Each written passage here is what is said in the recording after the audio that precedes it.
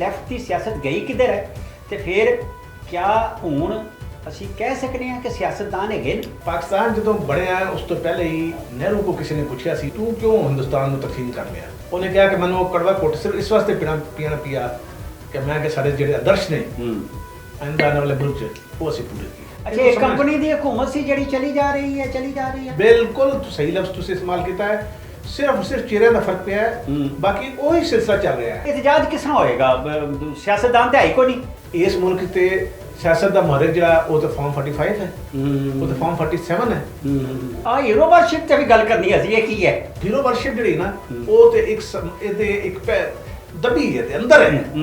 ਦੇਖੋ ਤੁਸੀਂ ਇਸ ਤੋਂ ਪਹਿਲੇ ਬੰਗਲਾदेश ਬਣਾ ਚੁੱਕੇ ਹੋ ਔਰ ਤੁਸੀਂ ਉਹਦਾ ਹੱਲ ਸਿਆਸੀ ਤੌਰ ਤੇ ਨਹੀਂ ਕੀਤਾ ਔਰ ਅੱਜ ਤੁਸੀਂ ਉਹੀ ਗਲਤੀ ਦੁਬਾਰਾ ਔਰ ਸਿਆਸੀ ਗਲਤੀ ਹੈ ਬਹੁਤ ਵੱਡੀ ਸਾਡੀ, ਬਹੁਤ ਬੜੀ ਸਿਆਸੀ ਪਾਂਚ ਹੈ। ਵੈਸੇ ਉਹ ਬੰਦੇ ਕਿੱਧਰ ਜਾਂਦੇ ਨੇ? ਐਵੇਂ ਹੀ ਸਵਾਲ ਆ ਗਿਆ ਵਿੱਚ, ਉਹ ਜਾਂਦੇ ਕਿੱਧਰ ਵੈਸੇ? ਇਤਨੇ ਲਾਪਤਾ ਕਿਸ ਤਰ੍ਹਾਂ ਹੋ ਜਾਂਦੇ ਨੇ? ਇਹ ਸਮਝਦੇ हैं कि बंगाली और बलोच महकूम कौम सन और हैं बलोच हुण भी हैं, उन्होंने सियासी दिओ, उन्होंने जो कुछ बनता है हिस्सा उन्होंने दिओ ताकि पाकिस्तान कायम रहे।